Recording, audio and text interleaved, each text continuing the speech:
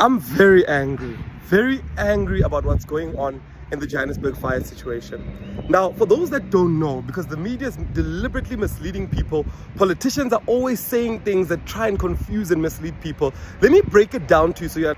Now, there's over 100 buildings that they claim is hijacked. Let me explain what that actually means in English. What that means is that they sit down, they register NGOs in their children's names, in their relatives' names, and they claim those buildings from the city of Joburg for themselves. So an NGO for gender-based violence, an NGO for Mpho children, an NGO, just they register random NGOs, and these NGOs get free buildings from government.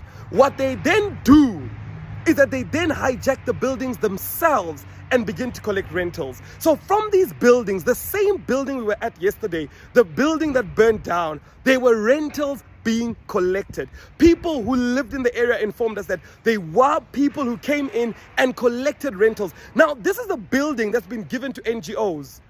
Why are rentals being collected? This is an actual building that somebody through an NGO owned, and then thereafterwards pretended as though it's hijacked, and they were collecting rentals. Now, when we did the calculations ourselves, the rentals were about 300,000 rand being collected every month in cash.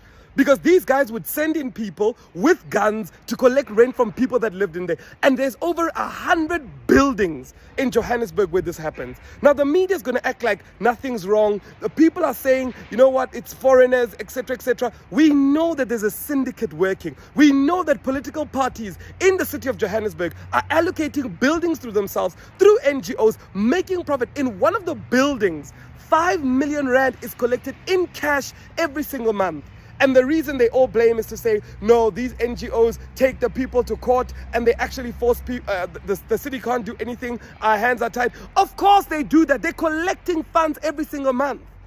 I don't understand why the media is not asking the people that are actually involved to find out what's going on. So there's a whole lot of corruption, and we need to open up our minds and actually see it for what it is.